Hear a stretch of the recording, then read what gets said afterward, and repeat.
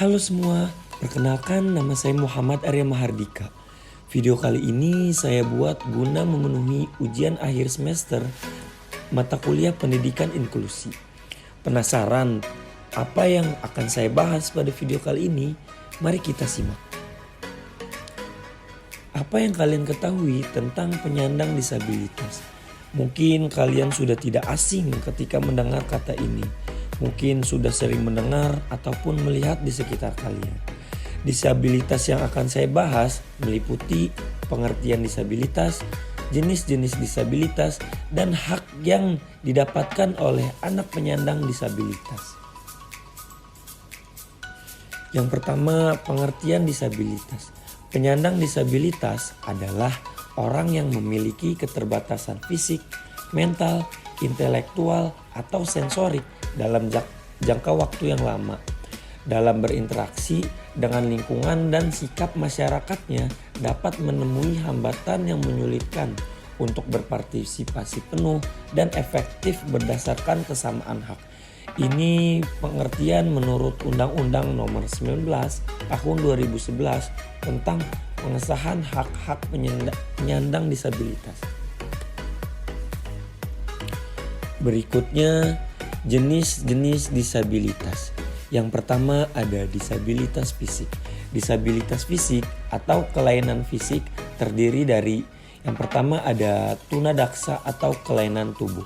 Tunadaksa adalah individu yang memiliki gangguan gerak yang disebabkan oleh kelainan neuromuskular dan struktur tulang yang bersifat bawaan, sakit atau akibat kecelakaan atau kehilangan organ tubuh, polio, dan lumpuh. Lalu yang kedua ada tunanetra atau kelainan indera penglihatan. Tunanetra adalah individu yang memiliki hambatan dalam penglihatan. Tunanetra dapat diklasifikasikan ke dalam dua golongan, yaitu buta total dan low vision. Yang ketiga ada tunarungu atau kelainan pendengaran. Tunarungu adalah individu yang memiliki hambatan dalam pendengaran, baik permanen maupun tidak permanen.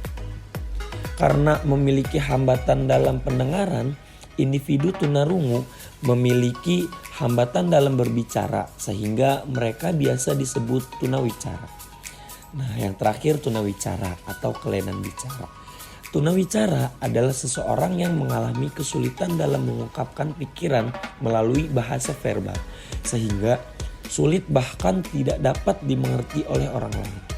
Kelainan bicara ini dapat bersifat fungsional di mana kemungkinan disebabkan karena ketunarunguan dan organik yang memang disebabkan adanya ketidaksempurnaan organ bicara maupun adanya gangguan pada organ motorik yang berkaitan dengan bicara. Berikutnya jenis-jenis disabilitas yaitu ada disabilitas mental. Disabilitas mental atau kelainan mental terdiri dari yang pertama ada mental tinggi. Sering dikenal dengan orang berbakat intelektual di mana selain memiliki kemampuan intelektual di atas rata-rata, dia juga memiliki kreativitas dan tanggung jawab terhadap tugasnya. Lalu yang kedua ada mental rendah. Kemampuan mental rendah atau kapasitas intelektual atau IQ di bawah rata-rata dapat dibagi menjadi dua kelompok, yaitu anak lamban belajar atau anak yang memiliki IQ antara 70 hingga 90. Sedangkan anak yang memiliki IQ di bawah 70 dikenal dengan anak berkebutuhan khusus. Lalu yang terakhir ada kesulitan belajar spesifik. Berkesulitan belajar berkaitan dengan prestasi belajar yang diperoleh. Selanjutnya disabilitas ganda atau tunaganda. Tunaganda atau penderita cacat lebih dari satu kecacatan atau kecacatan fisik dan mental merupakan mereka yang menyandang lebih dari satu jenis keluarbiasaan. Misalnya penyandang tunanetra dengan tunarungu sekaligus, penyandang tunadaksa disertai dengan tunagrahita atau bahkan yang lainnya. Dan pembahasan terakhir yaitu asas dan hak-hak penyandang disabilitas. Menurut Rahayu, terdapat 4 asas yang dapat menjamin kemudahan atau aksesibilitas penyandang disabilitas yang mutlak harus dipenuhi, yaitu sebagai berikut. Yang pertama ada asas kemudahan, yaitu setiap orang dapat mencapai semua tempat atau bangunan yang bersifat umum dalam suatu lingkungan. Yang kedua ada asas kegunaan, yaitu semua orang dapat mempergunakan semua tempat atau bangunan yang bersifat umum dalam suatu lingkungan. Yang ketiga ada asas keselamatan, yaitu setiap bangunan dalam suatu lingkungan terbangun harus memperhatikan keselamatan bagi semua orang termasuk disabilitas. Yang keempat ada asas kemandirian, yaitu setiap orang harus bisa mencapai dan masuk untuk mempergunakan semua tempat atau bangunan dalam suatu lingkungan dengan tanpa membutuhkan bantuan orang lain. Dalam pasal 6 Undang-Undang Nomor 4 Tahun 1997 tentang penyandang cacat ditegaskan bahwa setiap penyandang cacat atau disabilitas berhak memperoleh yang pertama, pendidikan pada semua satuan, jalur, jenis, dan jenjang pendidikan. Yang kedua, pekerjaan dan penghidupan yang layak sesuai dengan jenis dan derajat kecacatan, pendidikan, dan kemampuannya.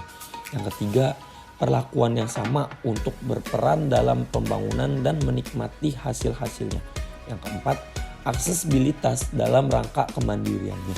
Yang kelima, rehabilitasi, bantuan sosial, dan pemeliharaan taraf kesejahteraan sosial.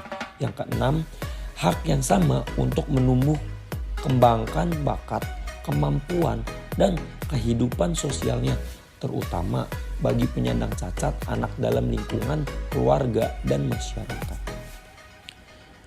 Cukup sekian dari saya penjelasan tentang penyandang disabilitas. Semoga bermanfaat untuk kalian. Kurang lebihnya mohon maaf. Wassalamualaikum warahmatullahi wabarakatuh.